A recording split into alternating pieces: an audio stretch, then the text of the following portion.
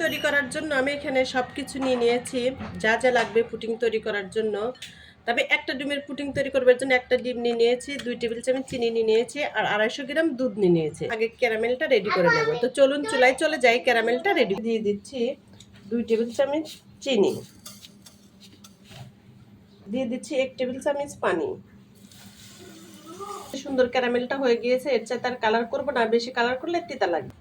এখানে যে কাপের ভিতরে দিয়ে দিচ্ছি, যেহেতু কাপ পুডিং তৈরি করব, 2টা কাপ নিয়ে নিয়েছি।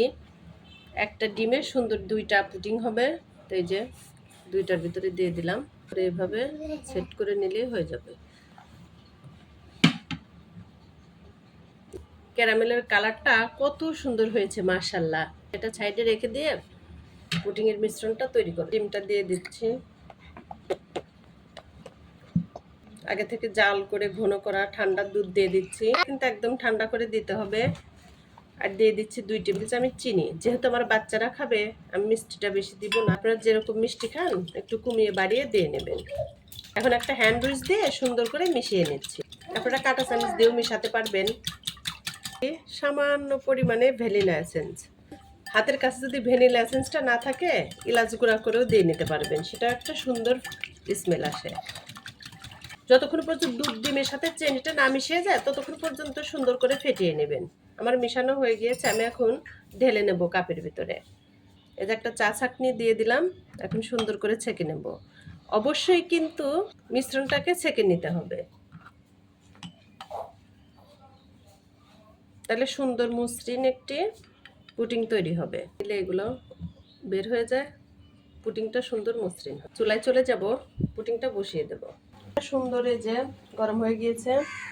এখন পুডিং এর মিশ্রণটা দিয়ে এই যে একটা বাটির ভিতরে সুন্দর করে বসিয়ে দিলাম। ঢাকনা না, এটা আমার কেক মোল্ড। আমি এই যে একটা হাফ প্লেট দিয়ে এইভাবে ঢেকে দিলাম। প্যানের ঢাকনাটা দিয়ে দিচ্ছি।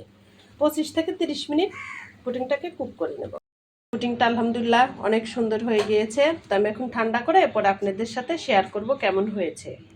এই যে পুডিং সুন্দর ঠান্ডা হয়ে গিয়েছে, এখন একটু মল্ট আউট করে আপনাদের সাথে শেয়ার করি কেমন হলো আমার ফায়াজের পুডিংটা।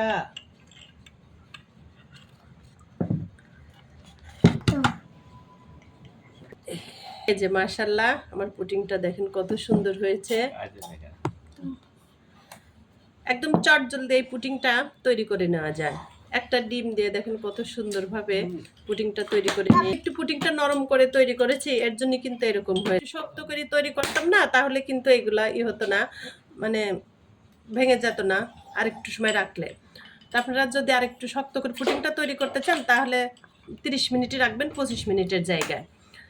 তো এই তো আমার পুডিংটা। ভিডিওটা যদি আপনাদের কাছে ভালো লেগে থাকে তাহলে আমার ভিডিওতে একটা লাইক দিয়ে ভিডিওটা শেয়ার করে দিবেন। আমার চ্যানেলটা যারা এখনো ফলো দেন নাই, ফলো দিয়ে আমার পাশেই থাকবেন। আল্লাহ হাফেজ, আসসালামু আলাইকুম।